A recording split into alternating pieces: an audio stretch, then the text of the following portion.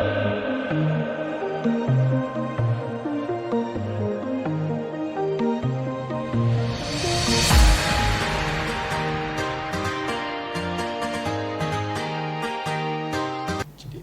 बाबू, पिछली क्लास में हम आपको फोटो इलेक्ट्रिक इफेक्ट को एक्सप्लेन कर रहे थे और फोटो इलेक्ट्रिक इफेक्ट में आपका न्यूमेरिकल सेक्शन चल रहा था। ठीक, जहाँ पे हम ग्राफ को आपका एंड किए थे, वहाँ के बाद हम आपका न्यूमेरिकल सेक्शन को स्टार्ट किए थे।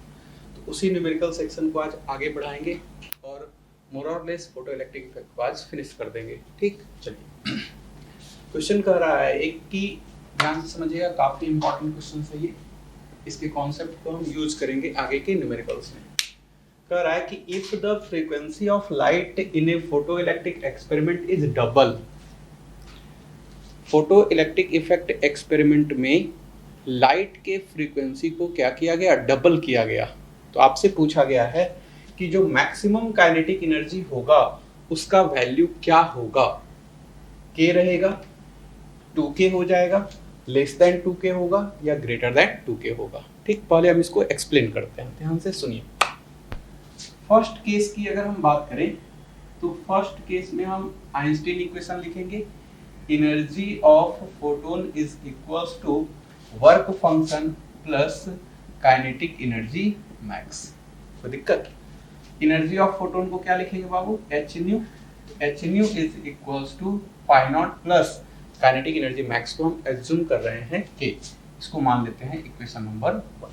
ठीक, दूसरे केस में आपसे क्या कहा है कि फ्रीक्वेंसी को अगर डबल कर दिया जाए तो क्या होगा। तो फिर से हम आइंस्टीन इक्वेशन लिख रहे हैं, energy of photon is equals to pi naught plus kinetic energy max.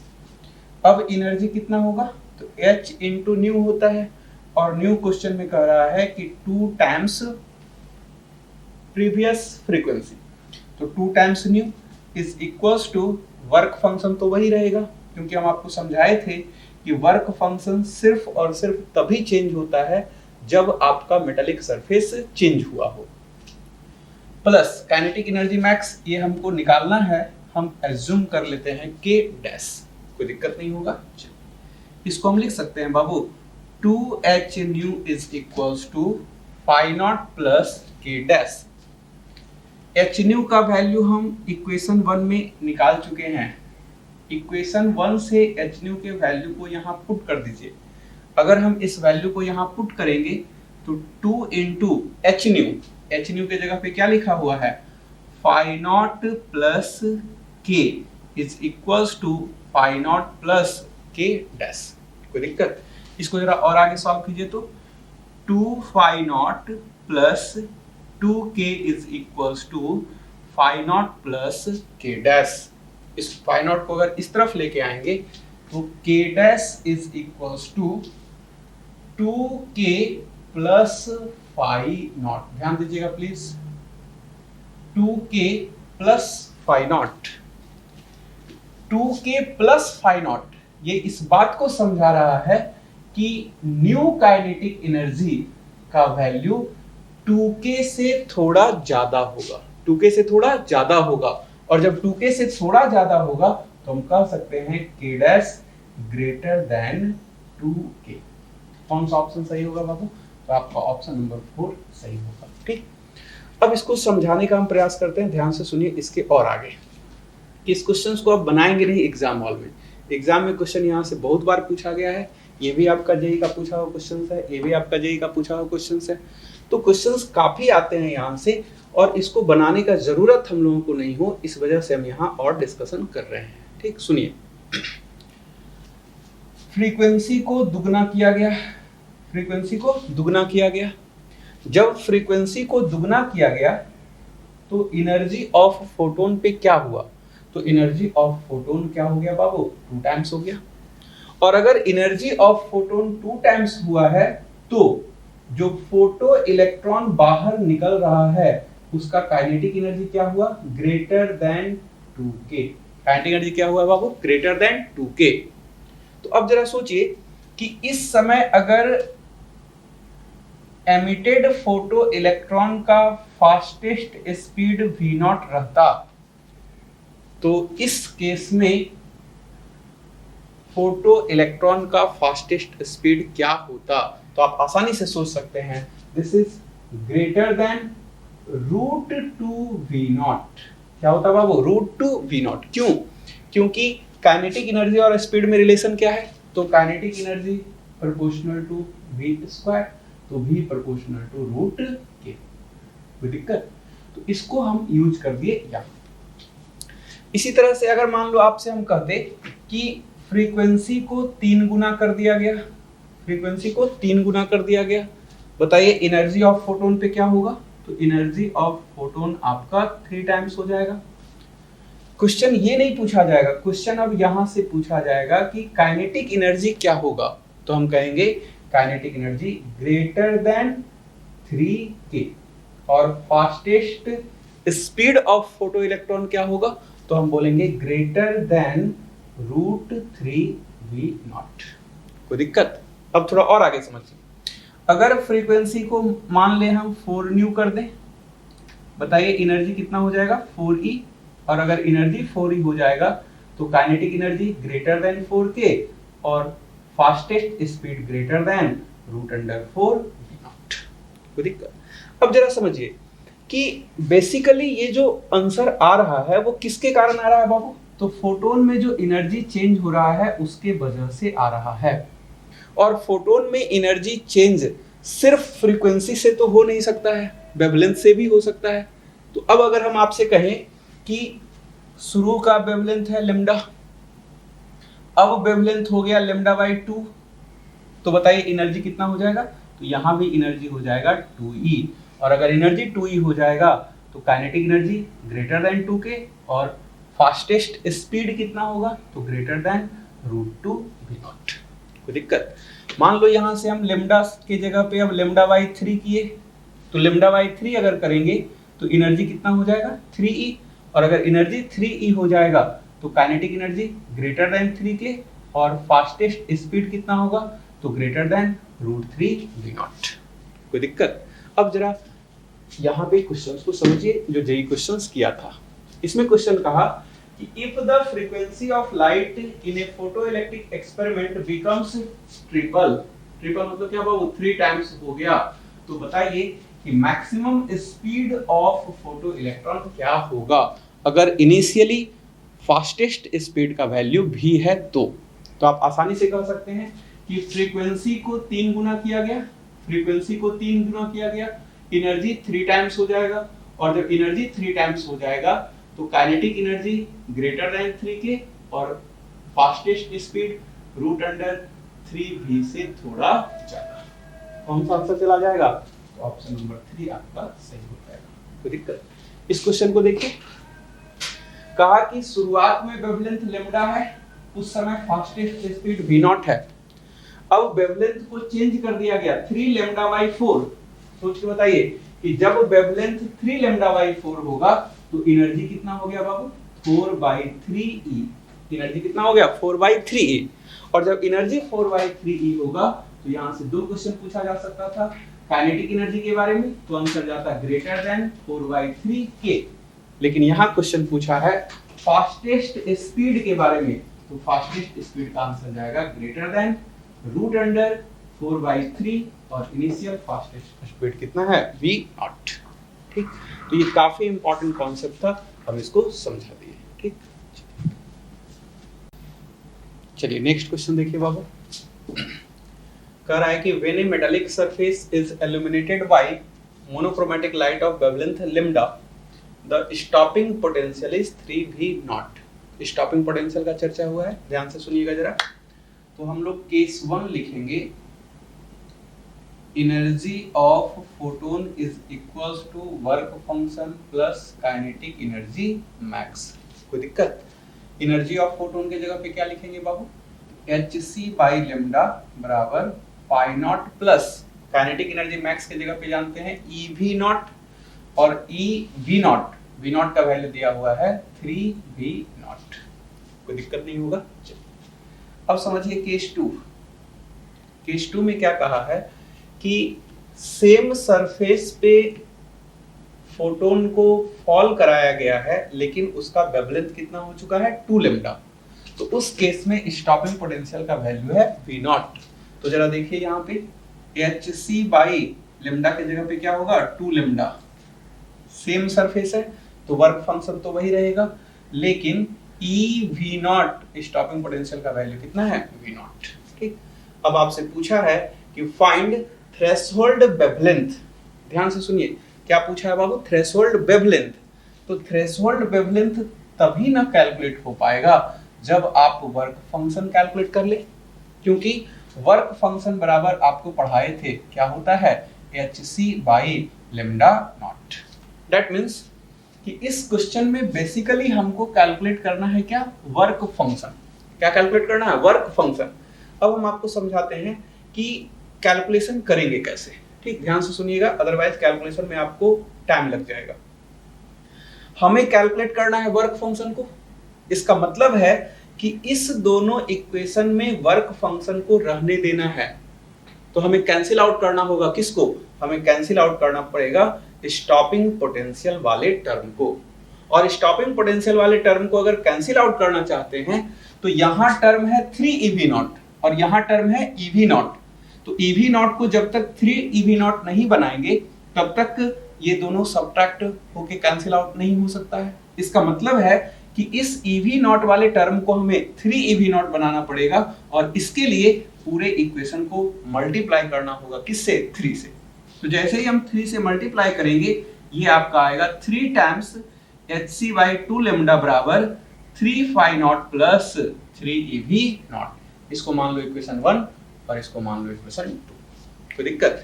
अब यहां भी 3 EV0 आ गया, यहां भी 3 EV0 है, सब्ट्रैक्ट कर दीजिए। तो ऑपरेट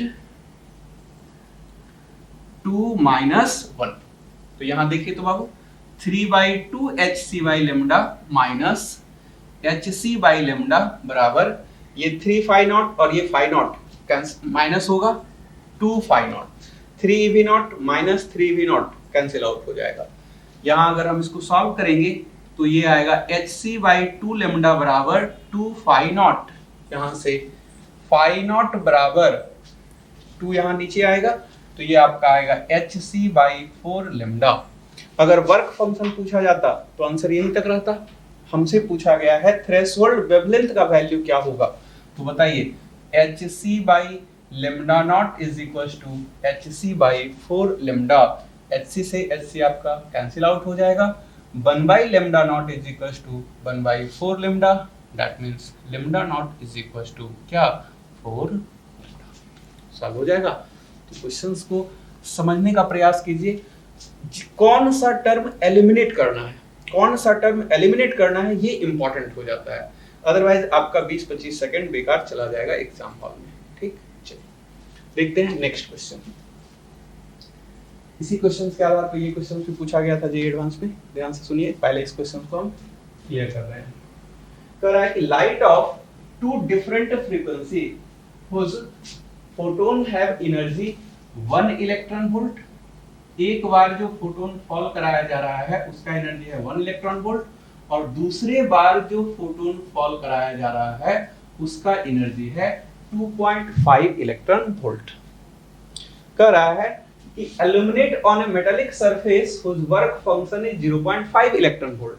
वर्क फंक्शन कितना है बाबू, 0.5 इलेक्ट्रॉन वोल्ट है। कहा है रेशियो ऑफ मैक्सिमम स्पीड, ध्यान से सुनिएगा, रेशियो ऑफ मैक्सिमम स्पीड। जब भी क्वेश्चन में आपसे मैक्सिमम स्पीड का चर्चा करेगा आप सबसे पहले मैक्सिमम काइनेटिक एनर्जी निकालेंगे। क्या निकालेंगे, मैक्सिमम काइनेटिक एनर्जी निकालेंगे। अगर मैक्सिमम काइनेटिक एनर्जी निकल जाएगा तो आप आसानी से मैक्सिमम स्पीड का रेशियो कैलकुलेट कर सकते हैं। इस बात को हमेशा ध्यान रखेंगे एग्जाम हॉल के अंदर। जरा देखिए तो फर्स्ट केस में अगर हम ये सोचें कि एनर्जी ऑफ फोटोन क्या होता है बाबू, work function plus kinetic energy max. तो फर्स्ट केस में बोलिए एनर्जी ऑफ फोटोन कितना दिया हुआ है 1 इलेक्ट्रॉन वोल्ट, वर्क फंक्शन कितना दिया हुआ है 0.5। तो फर्स्ट केस का काइनेटिक एनर्जी निकल जाएगा। तो फर्स्ट केस का काइनेटिक एनर्जी यहां से कितना आएगा 0.5 इलेक्ट्रॉन वोल्ट। केस 2 देखें तो केस 2 में अगर हम एनर्जी निकालना चाहें तो एनर्जी ऑफ फोटोन कितना है बाबू 2.5 इलेक्ट्रॉन वोल्ट। वर्क फंक्शन अभी भी कितना है 0.5 इलेक्ट्रॉन वोल्ट प्लस K2, यहां से K2 इज इक्वल टू आएगा 2 इलेक्ट्रॉन वोल्ट। कोई दिक्कत?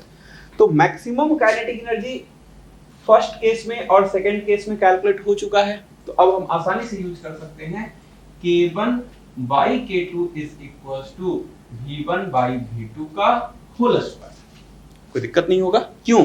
क्योंकि K1 को लिख सकते थे हाफ m V1 स्क्वायर और K2 को लिख सकते थे हाफ m V2 का स्क्वायर, तो हाफ m और हाफ m कैंसिल आउट हो जाता V1 by V2 का होल स्क्वायर। अब जरा देखिए K1 by K2, तो ये आएगा 0.5 divided by 2 is equals to V1 by V2 का होल स्क्वायर। तो ये आपका 1/4 is equals to V1 by V2 का होल स्क्वायर। इसका मतलब है कि V1 by V2 is equals to क्या जाएगा 1/2। कोई दिक्कत नहीं होगा, तो ये क्वेश्चंस आप आसानी से सॉल्व कर सकते हैं। सेम कॉन्सेप्ट को यहाँ यूज करने का प्रयास कीजिए बाबू। वर्क फंक्शन का वैल्यू दिया हुआ है h न्यू नॉट, थोड़ा सा फास्ट सॉल्व करेंगे।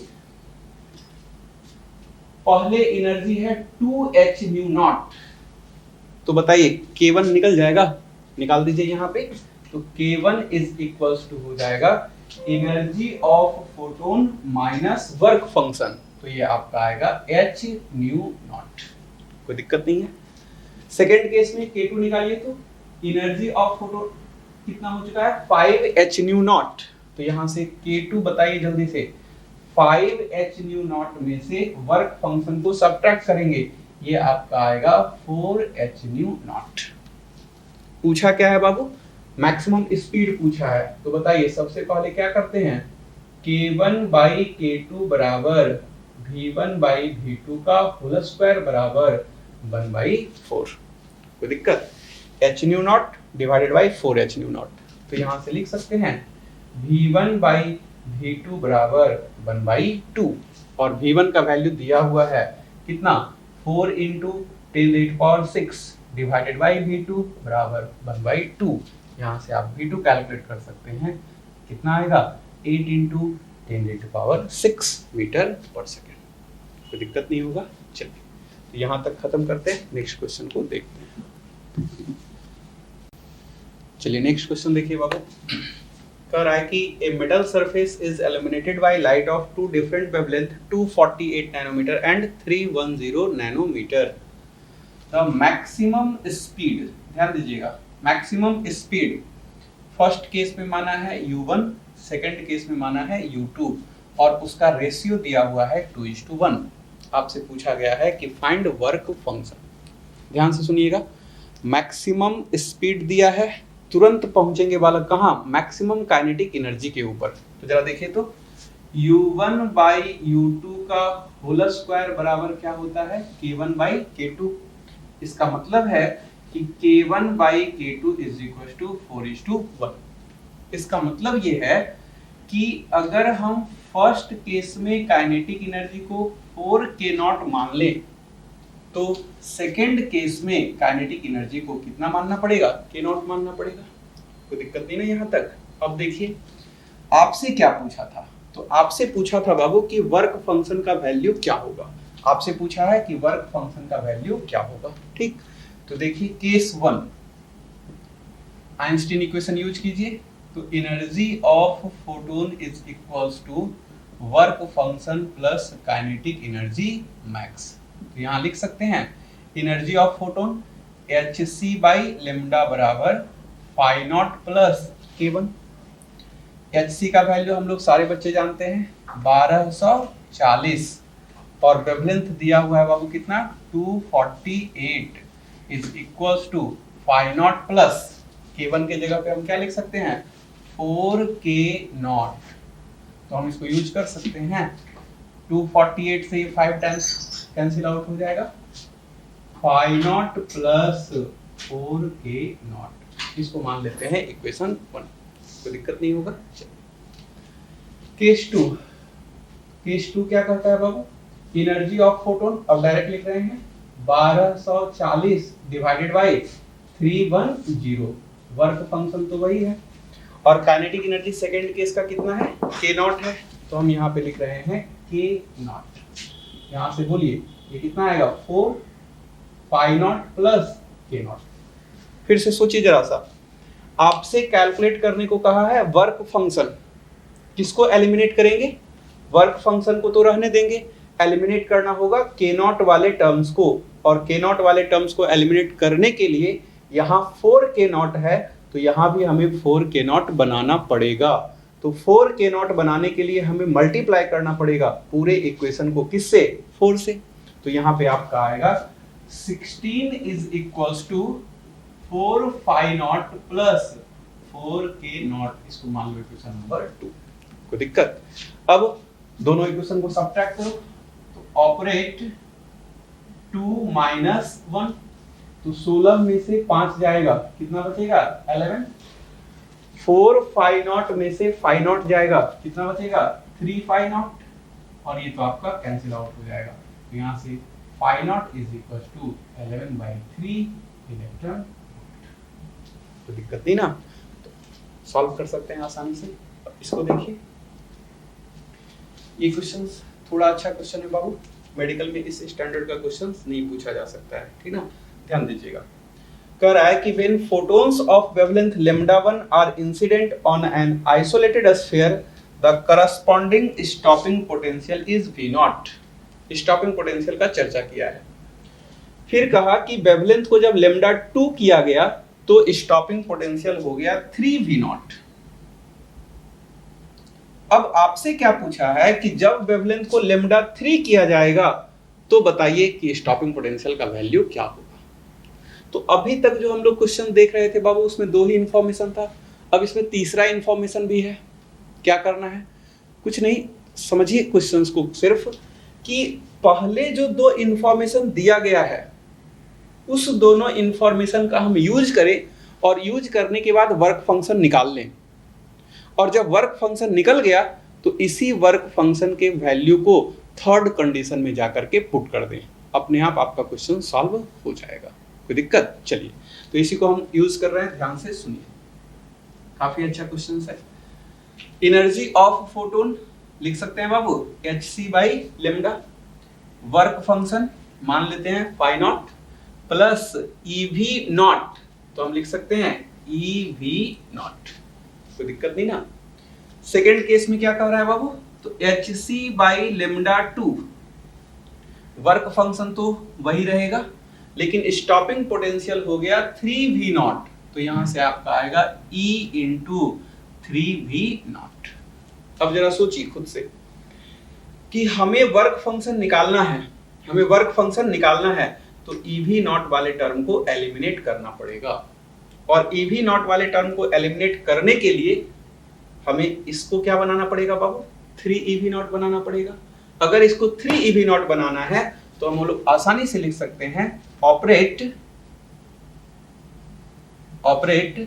3 × इक्वेशन 1 माइनस इक्वेशन 2। कोई दिक्कत? अब जरा देखिए क्या हो जाएगा, तो 3hc/λ1 माइनस ये आपका आएगा hc/λ2 इज इक्वल्स टू, ये आपका 3 फाई नॉट और ये फाई नॉट, तो 3 फाई नॉट में से फाई नॉट जाएगा, ये कितना आएगा 2 फाई नॉट, और ये 3ev0 में से 3ev0 सब्ट्रैक्ट होगा, कितना 0, कैंसिल आउट हो जाएगा। अब यहां से फाई नॉट निकल गया, तो phi naught is equals to क्या लिखेंगे, 1/2 3hc/λ1 माइनस hc/λ2। कोई दिक्कत नहीं होगा। अब जो फाई नॉट का वैल्यू निकला है उसी को हम थर्ड पार्ट में पुट करेंगे। तो अब जरा देखिए इसके बाद केस 3, ध्यान से समझिए, केस 3 ये क्या लिखेंगे, hc/λ3 is equal to work function plus ev0 dash, यही ev0 डैश में v0 डैश हमें कैलकुलेट करना है। कोई दिक्कत? अब यहाँ पे सोचिए बाबू, hc/λ3 फाई नॉट का वैल्यू यहाँ से पुट कर दीजिए, तो फाई नॉट का वैल्यू जब पुट करेंगे तो ये कितना आएगा 3hc/2λ1 minus hc/2 2 lambda 2 plus EV naught dash. कोई दिक्कत नहीं है। इस पूरे टर्म को इस तरफ लेके आ जाइए, तो हम यहां से लिख सकते हैं EV naught dash is equals to HC by lambda 3, ये इस तरफ आएगा बाबू, माइनस 3HC बाई 2 लेमडा 1, ये इस तरफ आएगा, प्लस HC बाई 2 लेमडा। आपसे पूछा था स्टॉपिंग पोटेंशियल सिर्फ, तो हम यहां से लिख सकते हैं V naught dash is equal to 1 by E HC by lambda 3 minus 3HC by 2 lambda 1 plus HC by 2 lambda. तो दिक्कत नहीं ना। तो ये आपका क्वेश्चन सॉल्व हो गया। ठीक, आगे बढ़ते हैं। चलिए नेक्स्ट क्वेश्चन को समझने का प्रयास कीजिएगा बाबू। ये जो क्वेश्चन आपका लिखा हुआ है वो है कि किस तरह से प्लैंक कांस्टेंट का वैल्यू एक्सपेरिमेंट के हेल्प से कैलकुलेट किया गया था। तो जैसे ही कोई भी वैल्यू एक्सपेरिमेंटल वैल्यू होता है या एक्सपेरिमेंट से रिलेटेड वैल्यू रहता है, तो वहाँ पे आप सावधान रहेंगे, जेईई एडवांस का फोकस वहीं पे सबसे ज़्यादा होता है और वहाँ से क्वेश्चंस को पूछने का बहुत ज़्यादा प्रयास करता है। ठीक, तो यार ध्यान से इसको समझिएगा जिनको भी जेईई एडवांस का एग्जाम देना होगा। इस तरह का क्वेश्चन पालक जनरली मेन में या मेडिकल्स में नहीं आता है। ठीक, हाँ, जेईई एडवांस का अगर एग्जाम देना होगा तो यहाँ से आपका क्वेश्चन बहुत ज़्यादा पूछा जाएगा। ठीक, समझिए क्वेश्चन देखिए क्या कर रहा है कि stopping potential of 0.82 volt is required to stop the emission of photoelectron from the surface of a metal for light of wavelength 4000 angstrom. ध्यान दीजिएगा, जब लाइट का वेवलेंथ 4000 एंगस्ट्रॉम है तो उस समय स्टॉपिंग पोटेंशियल का वैल्यू कितना है, 0.82 वोल्ट है। कहा गया कि जब लाइट के वेवलेंथ को चेंज करके 3000 एंगस्ट्रॉम किया गया तो उस समय स्टॉपिंग पोटेंशियल का वैल्यू कितना है, 1.85 वोल्ट है। आपसे कह रहा है कि इस एक्सपेरिमेंटल डाटा के हेल्प से प्लैंक कांस्टेंट के वैल्यू को कैलकुलेट कीजिए। ध्यान दीजिएगा थोड़ा सा बाबू कि जब प्लैंक कांस्टेंट का वैल्यू आपसे पूछा जाएगा तो दो ऑप्शंस हो सकता है। एक हो सकता है इलेक्ट्रॉन वोल्ट इनटू सेकंड में और दूसरा ऑप्शन हो सकता है जूल इनटू सेकंड में। अंतर बहुत आसान है। इलेक्ट्रॉन वोल्ट इनटू सेकंड से जब जूल इनटू सेकंड में जाना होगा, आप क्या करेंगे, तो इलेक्ट्रॉन के चार्ज से मल्टीप्लाई कर देंगे। दैट मींस 1.6 इंटू 10⁻⁻19 से मल्टीप्लाई कर देंगे। कोई दिक्कत नहीं होगा। चलिए इसको हम सॉल्व कैसे करते हैं, ध्यान दीजिएगा जरा। फर्स्ट टाइम जो वेवलेंथ फॉल कराया गया है इसको हम एज्यूम कर रहे हैं लेमडा 1, तो इसके करस्पॉन्डिंग स्टॉपिंग पोटेंशियल को हम मान रहे हैं V नॉट 1। सेकेंड टाइम जो वेवलेंथ फॉल किया गया है इसको हम एज्यूम कर रहे हैं लेमडा 2 और इस समय जो स्टॉपिंग पोटेंशियल का वैल्यू है इसको हम मान रहे हैं V नॉट 2। कोई दिक्कत? तो अब हम आसानी से इसको जनरल अप्रोच की तरह यूज कर सकते हैं। ध्यान दीजिएगा यहाँ पे HC by lambda 1 is equals to work function plus EV naught 1। कोई दिक्कत नहीं होगा। उसी तरह से दूसरे के लिए अगर यूज करेंगे बाबू तो देखिए क्या होगा, HC by lambda 2 is equals to work function plus EV naught 2। ठीक, यहाँ पे वर्क फंक्शन को एलिमिनेट कर देना है। तो जरा सोचिए कि 1 में से 2 को सबट्रैक्ट करें या 2 में से 1 को सबट्रैक्ट करें, बहुत आसान है। स्टॉपिंग पोटेंशियल जिस केस में ज्यादा होगा, स्टॉपिंग पोटेंशियल जिस केस में ज्यादा होगा उसमें से जिसका स्टॉपिंग पोटेंशियल कम होगा उस वाले इक्वेशन को हम क्या करेंगे, सबट्रैक्ट करेंगे। कोई दिक्कत नहीं होगा। अब जरा देख लीजिए क्वेश्चन में, फर्स्ट केस में स्टॉपिंग पोटेंशियल है 0.82 वोल्ट और सेकंड केस में स्टॉपिंग पोटेंशियल है 1.85 वोल्ट। इसका मतलब है कि हमें सबट्रैक्ट करना होगा किसमें से किसको बाबू, 2 में से 1 को। कोई दिक्कत नहीं होगा यहां तक। तो ऑपरेट 2 माइनस 1। कोई दिक्कत?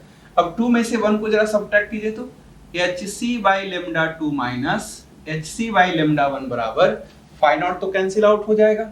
E बाहर चला जाएगा, V02 माइनस V01, कोई दिक्कत नहीं है। HC यहाँ भी है और यहाँ भी है, कॉमन ले लीजिए बाबू, तो ये आपका आएगा λ1 λ2, यहाँ आएगा λ1 माइनस λ2, एलसीएम ले लिए, E V02 माइनस V01, कोई दिक्कत। आपसे क्या पूछा गया है, H का वैल्यू पूछा गया है, तो हम आसानी से यहाँ से कह सकते हैं कि H is equals to, C को यहाँ लेके आइए बाबू, तो ये हो जाएगा E by C, E by C। एक बार और इसको लिखते हैं, E by C V02 minus V01, और यहाँ पे H इंटू, ध्यान दीजिएगा थोड़ा सा कैलकुलेशन कर रहे हैं, H into λ1 minus λ2 divided by λ1 λ2, कोई दिक्कत। तो ये वाला टर्म ऊपर जाएगा, ये वाला टर्म नीचे आएगा, तो हम यहाँ से कह सकते हैं H is equal to E λ1 λ2 by C λ1 minus λ2 into V02 minus V01। तो जो अच्छे बच्चे होते हैं जिनको जेईई एडवांस करना होता है, वो बच्चे इसको ध्यान रखते हैं। अगर वो इसको ध्यान रखे हुए हैं तो डायरेक्ट एग्जाम हॉल में वैल्यू पुट कर देंगे, आपका H का वैल्यू कैलकुलेट हो जाएगा आसानी से, ठीक, ध्यान दीजिए। अगर नहीं भी ध्यान रखेंगे तो वो भी बच्चे 10-20 सेकंड में यहाँ तक रिजल्ट पे पहुंच जाते हैं, ठीक। देखिए अब आगे क्या करना है बाबू, तो अब यहाँ से वैल्यू पुट कर दीजिए। चूंकि हमारे पास जो पूछा गया है वो इलेक्ट्रॉन वोल्ट इनटू सेकंड में ही है, तो E के जगह पे E ही रहने देंगे और बाकी वैल्यू आप पुट कर दीजिए। तो यहाँ से आपका आएगा E λ1 λ2, तो ये आपका है 4000 into 10⁻⁻10, 3000 into 10⁻⁻10, V02 minus V01, तो 1.85 minus 0.82 divided by C 3 into 10⁸ और 4000 माइनस 3000 इंटू 10⁻⁻10। जैसे ही आप इसको सॉल्व करेंगे आपका H का वैल्यू कैलकुलेट हो जाएगा। ध्यान दीजिए, ये जो H का वैल्यू कैलकुलेट हुआ वो किस में बाबू, इलेक्ट्रॉन वोल्ट इनटू सेकंड में। अगर इसी क्वेश्चन में जूल इनटू सेकंड में वैल्यू पूछता तो E का वैल्यू भी हम लोग पुट करते, कितना, 1.6 इंटू 10⁻⁻19, सॉल्व हो जाएगा।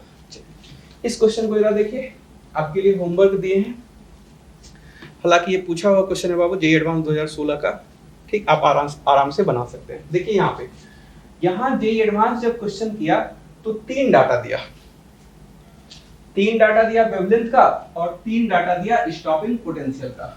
आप खुद से सोच के बताइए कि क्या इस क्वेश्चन को सॉल्व करने के लिए या प्लैंक कांस्टेंट के वैल्यू को कैलकुलेट करने के लिए इस तीनों डाटा का यूज करना पड़ेगा या सिर्फ 2 ही डाटा का यूज करेंगे? सिर्फ 2 ही डाटा का यूज करेंगे। आप चाहें तो इस दोनों का यूज कर लीजिए, आप चाहें तो इस दोनों का यूज कर लीजिए और आप चाहें तो इस दोनों का यूज कर लीजिए, कोई दिक्कत। Same H is equal to E λ1 λ2 by C λ1 minus λ2 V02 minus V01। लेकिन यहाँ पे जो क्वेश्चन पूछा गया था वो जूल इनटू सेकंड में पूछा गया था, तो जब जूल इनटू सेकंड में निकालना होगा तो बताइए यहाँ पे आप क्या करेंगे, E के वैल्यू को भी आप पुट करेंगे 1.6 इंटू 10⁻⁻19, सॉल्व हो जाएगा। चलिए उम्मीद करते हैं कि सॉल्व आपसे हो जाएगा। चलिए लास्ट सेक्शन आपका फोटो इलेक्ट्रिक इफेक्ट का एक्सप्लेन कर रहे हैं बाबू, experimental analysis for photo electric effect, ठीक। ये जब खत्म होगा तो आपका मान लीजिएगा कि फोटो इलेक्ट्रिक इफेक्ट फिनिश हो गया। इसके बावजूद हम एक क्लास और लेंगे फोटो इलेक्ट्रिक इफेक्ट का, जिसमें टॉपिक कनेक्शन प्रॉब्लम सिखाएंगे। टॉपिक कनेक्शन प्रॉब्लम का मतलब क्या है बाबू, कि फोटो इलेक्ट्रिक इफेक्ट के कॉन्सेप्ट को दूसरे किसी चैप्टर में जाकर के मर्ज करेगा, ठीक। और ये जेईई एडवांस का आदत है, जेईई एडवांस में हर साल ऐसा होता है कि एक चैप्टर के कॉन्सेप्ट को दूसरे चैप्टर के कॉन्सेप्ट के साथ मर्ज करता है, ठीक। तो उस समय क्या होता है कि बच्चों को 2 चैप्टर 3 चैप्टर 4 चैप्टर का नॉलेज एक साथ वो चेक कर लेता है। और यही रीज़न होता है कि बहुत सारे टीचर्स लोग या बहुत सारे बच्चे लोग बोलते हैं कि जेईई एडवांस का क्वेश्चन थोड़ा सा टफ हो जाता है। तो क्वेश्चन टफ नहीं रहता है बाबू, क्वेश्चन टिपिकल नहीं होता है, बस जब दूसरे टॉपिक से वो कनेक्ट कर रहा है तो वो आपसे ये उम्मीद करता है कि आप भी उन दोनों टॉपिक्स को कनेक्ट कर सकें, आप भी उन चैप्टर्स को कनेक्ट कर सकें। और जो बच्चे चैप्टर्स को कनेक्ट करने में सफल हो जाता है वो बच्चे जेईई एडवांस के क्वेश्चंस को आसानी से एंजॉय कर लेते हैं। ठीक, तो टॉपिक कनेक्शन का प्रॉब्लम हम आज तक नहीं सिखाए हैं अभी फोटो इलेक्ट्रिक इफेक्ट में। अगले क्लास में जितने भी न्यूमेरिकल्स होंगे वो सारे न्यूमेरिकल्स एक टॉपिक को दूसरे टॉपिक से कनेक्ट किया जाएगा। ठीक, चलिए फिर हम लास्ट में समझा देंगे आपको कि wave theory photo electric effect को जो पहले एक्सप्लेन कर रहा था वो फेलवर हो जाता है, उसको गलत साबित कर देते हैं कौन, आइंस्टीन साहब। ठीक ना, फिर भी कभी कभी एक आध क्वेश्चन वहां से आ जाता है कि एज्यूम कर लो कि photo electric effect wave theory से ही एक्सप्लेन किया गया है और तब बताओ कि इस समय आंसर क्या होगा। ठीक, तो उसको भी हम क्वेश्चंस के थ्रू आपको सॉल्व करा देंगे। ये जो पार्ट है आपका एक्सपेरिमेंटल एनालिसिस, काफी लॉजिकल यूनिट है बाबू, काफी लॉजिकल ये चैप्टर हो जाता है यहाँ पे आकर के। आप इसको अगर थोड़ा सा ध्यान से समझेंगे तभी ये क्लियर हो पाएगा, अदरवाइज ये क्लियर नहीं हो पाता है। ठीक, सुनिए जरा। जब एक्सपेरिमेंट किया गया तो एक सिलिंड्रिकल चैम्बर लिया गया। क्या लिया गया बाबू? सिलिंड्रिकल चैम्बर लिया गया। ठीक, इस सिलिंड्रिकल चैम्बर को इवैक्यूएटेड बनाया गया। क्या बनाया गया बाबू? इवैक्यूएटेड बनाया गया। इवैक्यूएटेड बनाया गया का मतलब क्या है? मतलब ये कि जो आप सिलिंड्रिकल चैम्बर लिए हैं उस सिलिंड्रिकल चैम्बर के अंदर से सारे एयर मॉलिक्यूल्स को पंप कर दिया गया है, बाहर की तरफ थ्रो कर दिया गया है। इसका मतलब यह है कि अब इस सिलिंड्रिकल चैम्बर के अंदर एयर मॉलिक्यूल्स मौजूद नहीं हैं, इसी वजह से हम इसको बोल रहे हैं इवैक्यूएटेड चैम्बर। कोई दिक्कत नहीं है। जैसे ही हम बच्चे को समझाएंगे कि चैम्बर को इवैक्यूएटेड बनाया गया, कुछ बच्चों के मन में एक सवाल आएगा कि सर आपने या उस समय जो एक्सपेरिमेंट किया जा रहा था वो चैम्बर को इवैक्यूएटेड बनाए क्यों? तो उसके पीछे का लॉजिक हम क्लियर कर रहे हैं, ध्यान से सुनिए।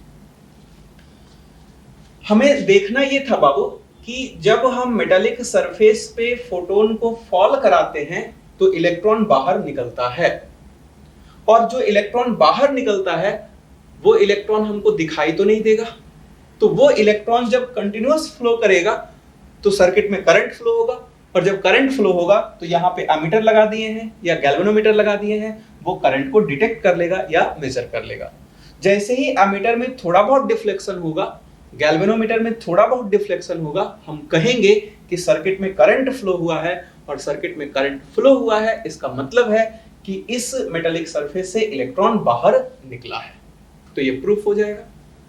अब जैसे ही हम ऐसा करते, ऑडियंस आपसे सवाल करता कि सर जब आप इस चैम्बर को लिए हैं तो चैम्बर के अंदर एयर मॉलिक्यूल्स है, हम ये कैसे मान लें कि इलेक्ट्रॉन जो बाहर निकला है वो मेटालिक सरफेस से ही बाहर निकला है?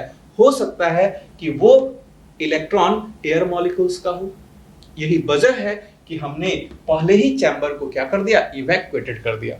अब तो कोई क्रॉस क्वेश्चन नहीं कर सकता है कि निकलने वाला इलेक्ट्रॉन किसका है। ये कंफर्म हो गया कि निकलने वाला इलेक्ट्रॉन सिर्फ और सिर्फ किसका है? मेटालिक सरफेस का है।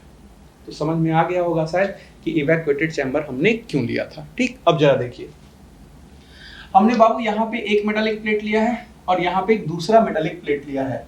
जिस मेटालिक प्लेट पे, ध्यान दीजिए, जिस मेटालिक प्लेट पे हम फोटोन को फॉल करा रहे हैं इसी मेटालिक सरफेस से इलेक्ट्रॉन बाहर निकलेगा। इसका मतलब है कि ये मेटालिक सरफेस इलेक्ट्रॉन को निकालने का काम कर रहा है। यही रीजन है कि इस मेटालिक प्लेट को हम बोल रहे हैं एमीटर। क्या बोल रहे हैं बाबू? एमीटर। कोई दिक्कत? ये इलेक्ट्रॉन को बाहर निकाल रहा है, ये इलेक्ट्रॉन को बाहर निकाल रहा है, ये इलेक्ट्रॉन को बाहर निकाल रहा है, ये इलेक्ट्रॉन को बाहर निकाल रहा है। ठीक, हम एज्यूम करेंगे कि इलेक्ट्रॉन जो निकल रहा है वो निकल रहा है सपोज 100 इलेक्ट्रॉन पर सेकेंड। कितना इलेक्ट्रॉन निकल रहा है बाबू? 100 इलेक्ट्रॉन पर सेकेंड। उसका हम यूज करेंगे आगे चल के। ठीक, देखिए अब जो दूसरा मेटेलिक प्लेट लिए हैं वो इस एमिटेड इलेक्ट्रॉन्स को अट्रैक्ट करने का काम कर रहा है। क्योंकि ये अट्रैक्ट करने का काम कर रहा है, इलेक्ट्रॉन को कलेक्ट करने का काम कर रहा है, इसी वजह से इसका नाम पड़ गया है बाबू क्या, कलेक्टर। नाम क्या है, कलेक्टर।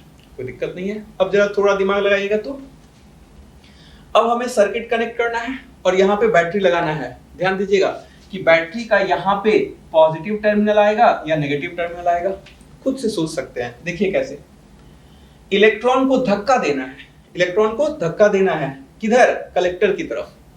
जब इलेक्ट्रॉन को धक्का देना है तो इलेक्ट्रॉन के पास चार्ज कैसा है बाबू, नेगेटिव। नेगेटिव को धक्का देना है, रिपेल करना है, तो नेगेटिव को रिपेल करने के लिए यहाँ पे पॉजिटिव लाएंगे या नेगेटिव लाना पड़ेगा, नेगेटिव ही लाना पड़ेगा। दैट मींस ये आपका नेगेटिव टर्मिनल, ये आपका पॉजिटिव टर्मिनल, ये आपका पॉजिटिव। कोई दिक्कत?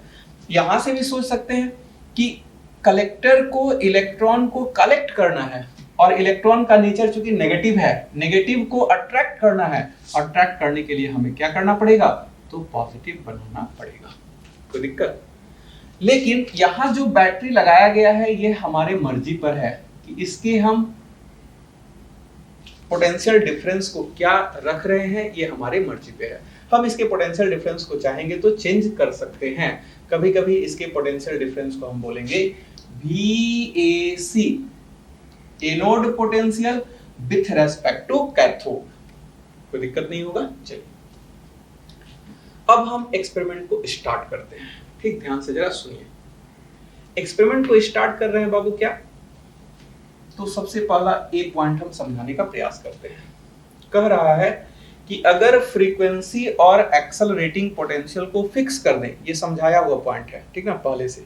अगर फ्रीक्वेंसी और एक्सेलरेटिंग पोटेंशियल को फिक्स कर दें, कांस्टेंट कर दें, तब क्या होगा अगर इंटेंसिटी को बढ़ाया जाए। तो आप जानते हैं कि जब लाइट का इंटेंसिटी बढ़ेगा इसका मतलब है नंबर ऑफ फोटोन फॉल पर सेकंड बढ़ेगा, और जब नंबर ऑफ फोटोन फॉल पर सेकंड बढ़ जाएगा तो नंबर ऑफ इजेक्टेड इलेक्ट्रॉन पर सेकंड इतना ही रहेगा या इससे बढ़ जाएगा। तो आप सारे बच्चे कह सकते हैं कि नंबर ऑफ इजेक्टेड इलेक्ट्रॉन पर सेकंड का वैल्यू भी क्या होगा, बढ़ जाएगा। क्योंकि आपको समझाए थे कि एक फोटोन एक इलेक्ट्रॉन के साथ इंटरेक्ट करता है। शुरुआत में जो भी फोटोन फॉल हो रहा है, अगर 100 इलेक्ट्रॉन पर सेकंड एमिट कर रहा है, दैट मींस 100 फोटोन पर फॉल हो रहा है। अब अगर हम इंटेंसिटी बढ़ाएंगे तो नंबर ऑफ फोटोन फॉल पर सेकंड बढ़ेगा, और जब नंबर ऑफ फोटोन फॉल पर सेकंड बढ़ेगा तो नंबर ऑफ इजेक्टेड इलेक्ट्रॉन पर सेकंड भी बढ़ेगा। कोई दिक्कत? और जब नंबर ऑफ इजेक्टेड इलेक्ट्रॉन पर सेकंड बढ़ेगा तो फोटो करंट का वैल्यू भी क्या होगा, बढ़ जाएगा। दैट मींस इंटेंसिटी के बढ़ाने से फोटो करंट का वैल्यू क्या होगा, बढ़ जाएगा। कोई दिक्कत नहीं है। इस बी पॉइंट को समझिए और इस सी पॉइंट को समझिए। इस बी और सी को ही समझना सबसे ज्यादा इंपॉर्टेंट था। ठीक, ध्यान दीजिए कैसे। हम एज्यूम किए थे बाबू 100 इलेक्ट्रॉन बाहर निकल रहा है। आप जानते हैं, सारे बच्चे जानते हैं कि जो इलेक्ट्रॉन बाहर निकलता है उन सारे इलेक्ट्रॉन्स का काइनेटिक एनर्जी सेम नहीं होता है। काइनेटिक एनर्जी क्या होता है बाबू, अलग अलग होता है, डिफरेंट होता है। कोई दिक्कत? अब जरा सोचिए कि जब हम VAC के वैल्यू को 0 रखे हैं, जब हम VAC के वैल्यू को 0 रखे हैं, इसका क्या मतलब? इसका मतलब ये कि यहां जो कलेक्टर है वो फिलहाल इलेक्ट्रॉन को अट्रैक्ट करने का काम नहीं कर रहा है। अब ऐसा तो नहीं है ना बाबू कि जब ये इलेक्ट्रॉन को अट्रैक्ट करने का काम नहीं करेगा तो यहां से निकलने वाला एक भी इलेक्ट्रॉन यहां नहीं पहुंचेगा। कुछ ना कुछ इलेक्ट्रॉन तो जरूर पहुंच जाएगा जिसका काइनेटिक एनर्जी ज्यादा है, और जिसका काइनेटिक एनर्जी कम होगा वो रास्ते में रह जाएगा। हम एज्यूम कर रहे हैं कि जब VAC के वैल्यू को 0 रखा गया, 10 इलेक्ट्रॉन कलेक्टर के पास पहुंच रहा है, और अगर 10 इलेक्ट्रॉन कलेक्टर के पास पहुंच रहा है तो इसी नंबर ऑफ इलेक्ट्रॉन पर सेकेंड जो कलेक्टर के पास पहुंच रहा है उसी के करस्पॉन्डिंग फोटो करंट डिफाइन हो रहा है। इसका मतलब है कि जब VAC के वैल्यू को 0 रखेंगे तो उस समय फोटो करंट का वैल्यू 0 होगा या फोटो करंट का वैल्यू नॉन जीरो होगा? तो फोटो करंट का वैल्यू नॉन जीरो होगा। तो जो ग्राफ हम दिखाए हैं यहाँ देखिए ध्यान से, जो हम ग्राफ दिखाए हैं बाबू, जब VAC के वैल्यू को 0 रखे हैं तो फोटोन करंट के वैल्यू को 0 नहीं रखे हैं, फोटो करंट के वैल्यू को नॉन जीरो रखे हैं। किसी भी ग्राफ को देखिए, यहां भी देखेंगे तो जब हम VAC के वैल्यू को 0 किए हैं, फोटो करंट का वैल्यू को नॉन जीरो रखे हैं। यहां भी देखेंगे तो जब हम VAC के वैल्यू को 0 किए हैं तो फोटो करंट के वैल्यू को नॉन जीरो किए हैं। कोई दिक्कत नहीं होगा। आगे देखिए, अब हम VAC के वैल्यू को पॉजिटिव कर दिए। VAC के वैल्यू को क्या कर दिए बाबू? पॉजिटिव। जब VAC के वैल्यू को हम पॉजिटिव करेंगे तो ये कलेक्टर अपना काम करना स्टार्ट कर देगा, इलेक्ट्रॉन को अट्रैक्ट करना स्टार्ट कर देगा। अब आप खुद समझिए कि जब इलेक्ट्रॉन को इधर कोई बुलाने वाला रहेगा तो इसका मतलब है कि जो इलेक्ट्रॉन पहले नहीं भी आ रहा था वो इलेक्ट्रॉन भी अब आने का कोशिश करेगा। इसका मतलब ये हुआ कि जैसे ही आप VAC के वैल्यू को पॉजिटिव किए, number of electron reached at collector 10 ही होगा या 10 से बढ़ जाएगा? 10 से बढ़ जाएगा। एज्यूम कर लेते हैं कि 25 इलेक्ट्रॉन पर सेकंड पहुंचने लग गया। तो बताइए फोटो करंट का वैल्यू धीरे धीरे क्या हो गया? इंक्रीज कर गया। क्या कर गया बाबू? इंक्रीज कर गया। कोई दिक्कत? VAC के वैल्यू को और पॉजिटिव कर दो, और पॉजिटिव करेंगे तो क्या होगा? और ज्यादा अट्रैक्ट करेगा, और जब और ज्यादा अट्रैक्ट करेगा तो हम एज्यूम कर रहे हैं कि 60 इलेक्ट्रॉन कलेक्टर के पास पर सेकंड पहुंचने लग गया। तो उस केस में फोटो करंट का वैल्यू क्या होगा बाबू? और इंक्रीज कर जाएगा। कोई दिक्कत? हम क्या किए कि VAC को बढ़ाते बढ़ाते बढ़ाते बढ़ाते बढ़ाते बढ़ाते इतना ज्यादा कर दिए कि अब 100 इलेक्ट्रॉन पर सेकंड पहुंचने लग गया। तो जरा सोच के देखो तो बाबू कि इस समय जो करंट का वैल्यू होगा वो इंक्रीज होता होता क्या हो जाएगा? मैक्सिमम हो जाएगा। कोई दिक्कत? अब अगर हम इसके बाद भी VAC के वैल्यू को और पॉजिटिव करेंगे तो आप सोच के बताइए कि क्या करंट का वैल्यू और ज्यादा होगा? तो आपका जवाब होगा नहीं सर। क्यों? क्योंकि जितना इलेक्ट्रॉन पर सेकंड निकल रहा था वो सारा का सारा इलेक्ट्रॉन कलेक्टर के पास पहुंच जा रहा है। अब अगर VAC के वैल्यू को और ज्यादा पॉजिटिव आप कर भी देंगे तो number of electron reached at collector का वैल्यू उतना ही रह जाएगा, उससे ज्यादा नहीं बढ़ पाएगा।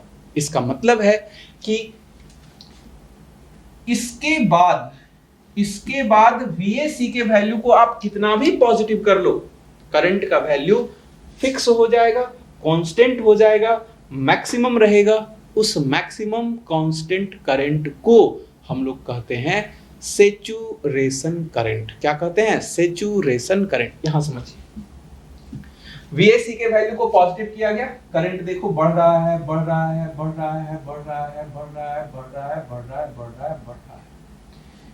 इस VAC के बाद VAC को फर्दर बढ़ाया गया, लेकिन करंट का वैल्यू क्या हो चुका है बाबू? कांस्टेंट हो चुका है। करंट का वैल्यू क्या हो चुका है? कांस्टेंट हो चुका है। और साथ ही साथ ये करंट का वैल्यू क्या है? मैक्सिमम भी है। इसी करंट को हम लोग क्या बोलते हैं? Saturation current. क्या बोलते हैं? Saturation current. तो सैचुरेशन करंट का वैल्यू VAC से क्या होता है? इंडिपेंडेंट होता है।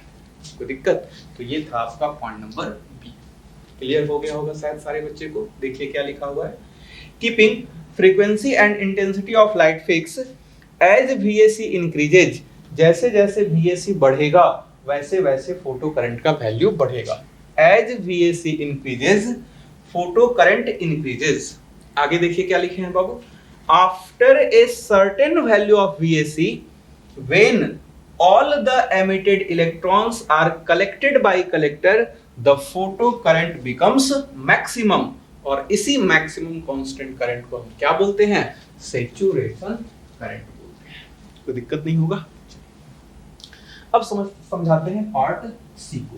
ठीक, ध्यान से सुनिएगा जरा सा। पार्ट सी को हम यहाँ समझाने के लिए इसको थोड़ा सा मिटा रहे हैं। देखिए पार्ट सी क्या है, अच्छे से समझिए बाबू, कंसंट्रेट कीजिए अपने माइंड को यहाँ। अब हम VAC के वैल्यू को नेगेटिव कर दिए, VAC के वैल्यू को क्या कर दिए, नेगेटिव कर दिए। जरा खुद सोचो कि जो कलेक्टर इलेक्ट्रॉन को कलेक्ट करने का काम कर रहा था, इलेक्ट्रॉन को अट्रैक्ट करने का काम कर रहा था, वही अब रिपेल करने का काम करने लग गया। और जब रिपेल करने का काम करने लग गया तो बताइए कि जो VAC का वैल्यू जब 0 था, 10 इलेक्ट्रॉन पहुंच रहा था, तो अब 10 इलेक्ट्रॉन भी पहुंच पाएगा या उससे थोड़ा कम ही पहुंच पाएगा? आप सोच सकते हैं कि उससे थोड़ा कम ही पहुंच पाएगा। तो बताइए करंट का वैल्यू क्या होगा, डिक्रीज कर जाएगा।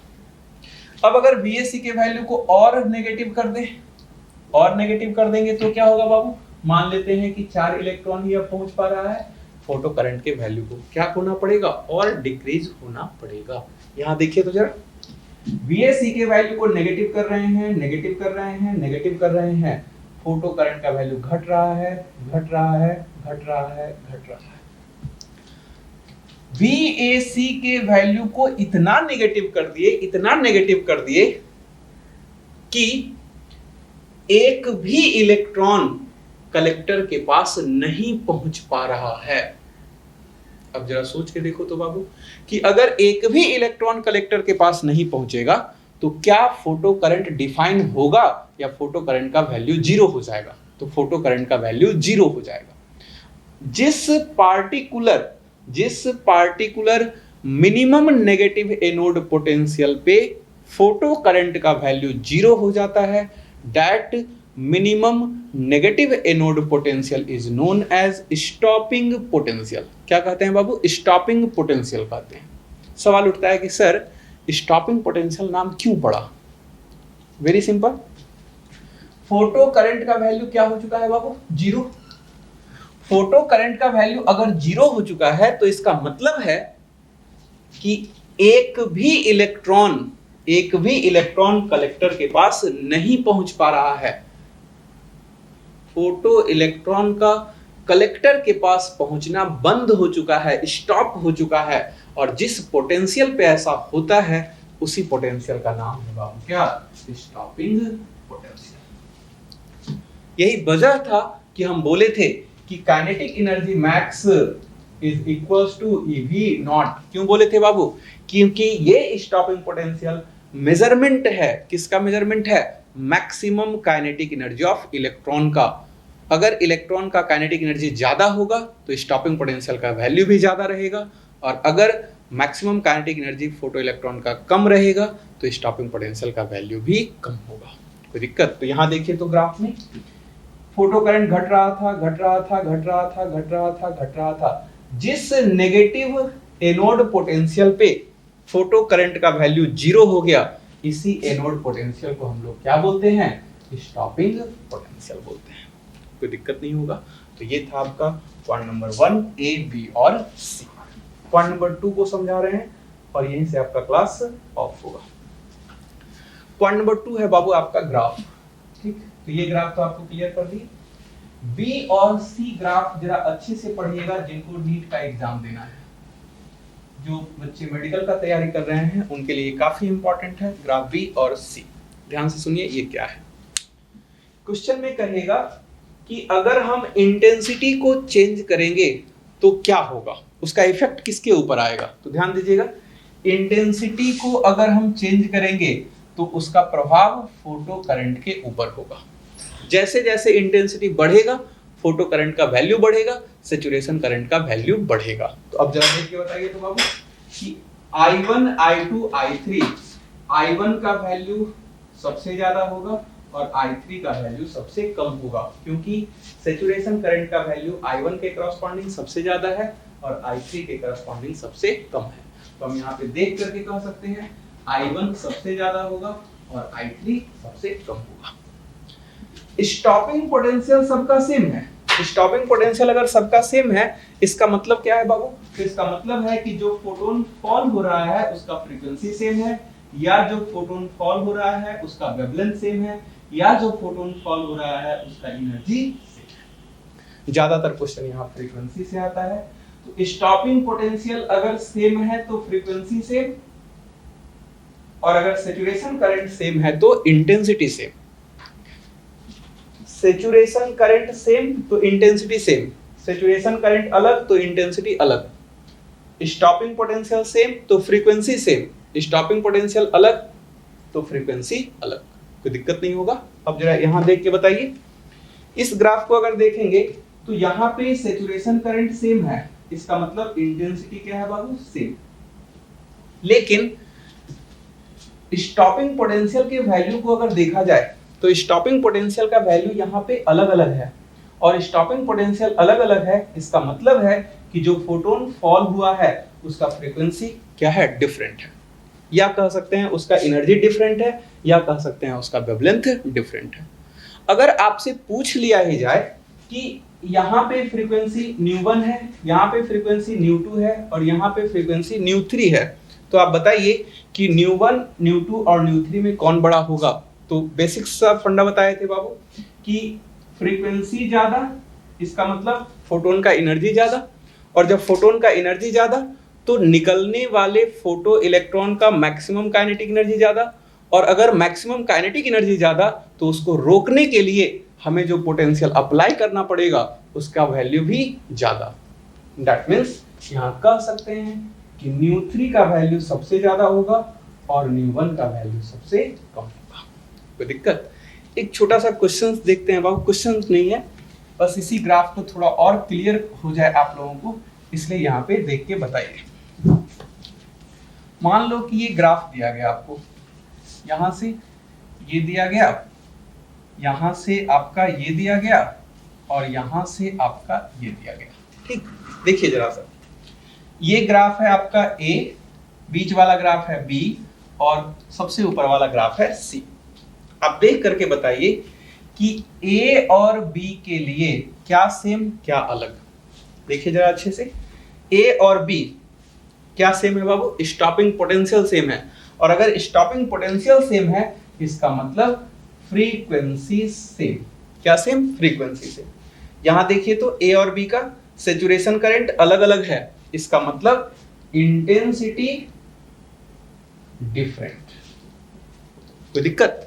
अब जरा देखिए A और C को देखिए, आप बताइए A और C में, A और C का स्टॉपिंग पोटेंशियल अलग, इसका मतलब फ्रीक्वेंसी अलग, फ्रीक्वेंसी अलग, और सैचुरेशन करंट भी अलग, सैचुरेशन करंट भी अलग, इसका मतलब क्या बाबू, इसका मतलब इंटेंसिटी भी अलग। कोई दिक्कत? अब क्या बच गया, BC बच गया, इसको जरा एक्सप्लेन कर लीजिए। तो ये है आपका B और ये है आपका C। ध्यान दीजिएगा, B और C को अगर देखा जाए तो स्टॉपिंग पोटेंशियल अलग, स्टॉपिंग पोटेंशियल अलग, इसका मतलब फ्रीक्वेंसी अलग, फ्रीक्वेंसी डिफरेंट। और B और C का सैचुरेशन करंट देखिए तो सैचुरेशन करंट सेम, इसका मतलब इंटेंसिटी सेम। कोई दिक्कत? तो ये ग्राफ काफी इंपॉर्टेंट होता है नीट वाले बच्चों के लिए। ये था आपका फोटो इलेक्ट्रिक इफेक्ट, फिनिश हो गया। Thank you Babu.